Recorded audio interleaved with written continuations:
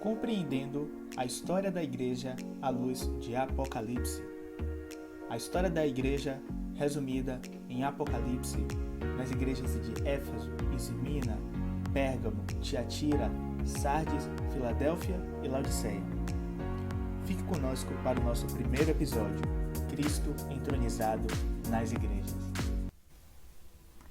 As 7 cartas podem ser consideradas do ponto de vista histórico, espiritual e profético. Vamos falar agora do primeiro ponto, que é o histórico. O Senhor descreve a condição espiritual das 7 igrejas naquela ocasião e também certas características daquelas cidades. No tocante à condição das igrejas, notamos que em Éfeso havia a obra dos Nicolaítas, em Pérgamo a doutrina de Balaão e dos Nicolaítas. Em Tiatira havia uma falsa profetisa e as coisas profundas de Satanás. Quanto às características das cidades, somos informados que em Pérgamo existia um templo e que nele estava o trono de Satanás. Júlio César, o primeiro dos 7 reis mencionados no capítulo 17 de Apocalipse, era um sacerdote da Babilônia, mas depois teve ligações diretas com esse templo. Em Laodiceia, havia uma fábrica de colírio e também indústrias de tecidos. Esses pontos são observados se abordarmos as 7 igrejas do ponto de vista histórico. Vamos falar agora do ponto relacionado às questões espirituais. As características espirituais, positivas ou negativas, podem ser aplicadas a todos os cristãos de todas as eras. Os avisos, exortações, conselhos, encorajamentos, elogios e toda instrução relacionada com a justiça são válidos para todos os cristãos de todas as épocas. O que o Senhor Jesus disse a essas 7 igrejas se aplica a todos os que estiverem vivendo em condições semelhantes. O terceiro ponto é a relação com o profético, que dá uma visão dos estágios da igreja, começando com Éfeso, e será concluída com a vinda do Senhor. Se havia outras igrejas de Deus na Ásia e algumas bem próximas dessas 7, por que só essas foram mencionadas? E por que o Senhor tornou a condição espiritual delas conhecida de todas em todas as eras? A abordagem profética apresenta as 7 igrejas na ordem em que foram endereçadas, como simbólicas do desenvolvimento progressivo da Igreja de Deus em toda a sua trajetória na Terra. 7 condições morais principais têm marcado a era da Igreja, as quais se encaixam nas características dessas 7 igrejas. Defendendo esse ponto de vista, G.H. Pember apresentou os seguintes argumentos. O primeiro, a carta à igreja em Éfeso revela o início da decadência no desvanecimento do primeiro amor. E a última, Laodiceia, mostra o resultado final disso na rejeição por parte do Senhor. Isso sugere que as outras cartas retratam estágios consecutivos e intermediários. Segundo ponto, o significado do nome de cada igreja corresponde à característica histórica do estágio designado a cada uma delas. E terceiro ponto, a história da era cristã tem seguido realmente os estágios que foram antecipadamente delineados obscuramente. O Senhor Jesus e os candeeiros. O Senhor se dirige a cada igreja fazendo menção dos seus poderes, atributos e experiências mais adequadas à condição daquela igreja.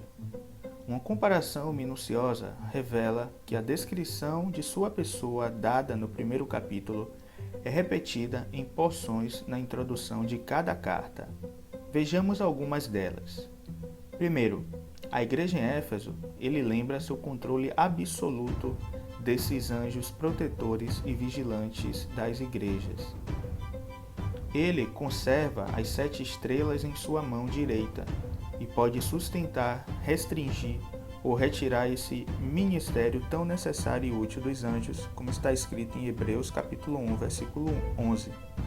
Ele também anda no meio dos candeeiros e mantém uma observação íntima e pessoal da sua condição, a ponto de detectar o estado do coração e não apenas as aparências exteriores. Deixaste o teu primeiro amor. Segundo, Esmina está para enfrentar tribulação severa que exigirá a fidelidade dos crentes até a morte. O Senhor os lembra que ele também suportou a morte e por isso pode simpatizar e socorrer e conduzi-los à vida de ressurreição que ele mesmo alcançou. Terceiro, Pérgamo está infectada de caminhos e ensinos perniciosos que podem provocar o uso da sua espada afiada de 2 gumes. Quão terrível a possibilidade do Senhor mesmo tomar uma posição contra alguns dentro das igrejas. Quem pode esperar sobreviver a tal conflito? Leia Isaías 63, versículo 10. Quarto, Tiatira está permeando com as coisas profundas de Satanás, mas o Senhor, com seus olhos como labareda de fogo, irão queimar até as regiões mais ocultas e manifestar os males mais sutis. Seus pés, como bronze polido numa fornalha, proclamam que só pode permanecer aquilo que suportar o fogo do julgamento. Quinto, Sardes é um cadáver, carne pintada, mas sem vitalidade. O Senhor, entretanto, tem a plenitude do Espírito para revitalizar o arrependido.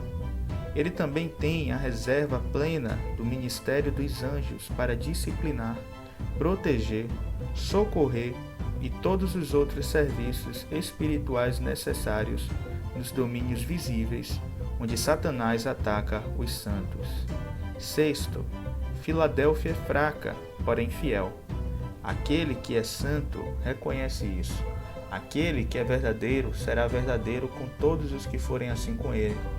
Aquele que abre e fecha manterá aberta a porta do testemunho para aqueles que estão prontos para testemunhar. Sétimo, Laodiceia é orgulhosa e infiel. O Senhor é o oposto, ele é o Amém, aquele em quem tudo é certo. Ele é a testemunha fiel e verdadeira. E se eles forem infiéis para com ele, ele deve ser fiel à sua palavra e a si mesmo, e negará aqueles que o negam, como está em Mateus, capítulo 10, versículos 32, 33, em Lucas, capítulo 12, versículos de 8 a 9, e em 2 Timóteo, capítulo 2, do versículo 11 ao 13. Por de outra forma, ele negaria a si mesmo, o que não pode ser. Ele deu início à criação de Deus e toda a continuidade depende da dependência contínua dele, que no princípio criou. Os 7 estágios da história da Igreja. As 7 igrejas simbolizam épocas sucessivas da história da Igreja. Cada uma delas abrange um determinado período e o significado do nome de cada igreja nos permite determinar qual é ela. Nem todos aceitam as 7 igrejas como uma descrição dos 7 estágios da história da Igreja. Todavia, os argumentos a seguir são difíceis de serem contestados. Primeiro, o número 7 não aparece por acaso, pois havia outras igrejas na Ásia que não foram mencionadas. Por que somente estas? Segundo, existe um mistério envolvido com essas 7 igrejas, como nosso Senhor declarou, o mistério dos 7 candeeiros de ouro, lá em Apocalipse capítulo 1, versículo 20. Se ignorarmos esse mistério, sem dúvida chegaremos a uma conclusão distorcida. Por que é necessário ter ouvidos para ouvir? Como está escrito em Apocalipse 2, versículo 7. Quem não tem, poderá entender? Terceiro, sem nenhum esforço carnal, as 7 igrejas encaixam perfeitamente no lugar onde elas deveriam estar. O significado do nome de cada uma delas não deixa dúvidas com respeito ao período que elas representam na história. Quarto, vários pontos nessas 7 cartas ficam sem sentido se não seguirmos a linha profética da história da Igreja. Como saberemos quem são os nicolaítas mencionados 2 vezes? Nenhuma seita jamais existiu com tal nome. O padrão divino para a Igreja. No final do primeiro século, a Igreja, de modo geral, já mostrava fortes sinais de decadência. Esse período é representado por Éfeso, que perdera o primeiro amor. Para restaurar seu povo, a posição original, o Senhor permitiu os 200 anos de perseguição por parte de Roma, e esse período é simbolizado por Esmirna. Satanás viu que quanto mais cristãos morriam, mais pecadores se convertiam. Então, surgiu Constantino, que tornou a igreja oficial. Foi o casamento da igreja com o Estado. Esse período é representado por Pérgamo. A condição de mistura estabelecida abriu as portas para o surgimento do sistema católico romano. Esse período é representado por Tiatira. Passados 1000 anos, Deus levantou Lutero e com ele aconteceu o movimento da Reforma Protestante, simbolizado por Sardes. Isso foi o início da obra da restauração da Igreja, 300 anos mais tarde. O Espírito Santo revelou a um pequeno grupo de irmãos a verdade da unidade da Igreja. Eles viram que a Igreja é um único corpo, uma única família. Esse período é representado por Filadélfia. Decorridos menos de 30 anos de bênçãos indescritíveis, aconteceu a primeira divisão entre aqueles irmãos. O candeeiro, sem o óleo do Espírito, passou a queimar o próprio pavio. A luz recebida de Deus foi realmente muito grande, mas sem a unção do Espírito era apenas letra morta.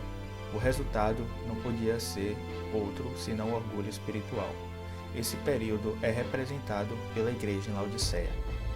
Dessas 7 igrejas, apenas 2 permanecem na linha do padrão de Deus, que é Esmirna e Filadélfia. Estas 2 não receberam repreensão, pelo contrário, foram elogiadas e aconselhadas. O gráfico abaixo coloca Éfeso, Sardes e Laodiceia no mesmo nível, mas não significa que a condição espiritual delas seja idêntica. O mesmo acontece com Pérgamo e Tiatira, pois com certeza a condição espiritual de Tiatira é pior do que a de Pérgamo. Esmirna e Filadélfia representam o 2º e o 6º estágio da igreja.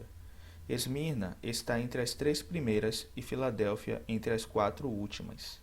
Éfeso, Esmirna e Pérgamo passaram e não têm representação em nossos dias. As 4 últimas ficaram, que é Tiatira, representando o catolicismo romano, Sardes, protestantismo, Filadélfia, unidade da igreja, e Laodiceia, que é a soberba. Tudo indica que estas 4 estarão existindo simultaneamente até a volta do Senhor Jesus. Mas não esqueçamos, Filadélfia é que agrada o coração do Senhor. Não nos enganemos, Filadélfia é amor fraternal, amor aos irmãos, amor a todos os que foram lavados no sangue do Cordeiro. Não se trata de estar reunidos debaixo de determinada placa e de praticar certos ensinamentos bíblicos. Não, graças a Deus não.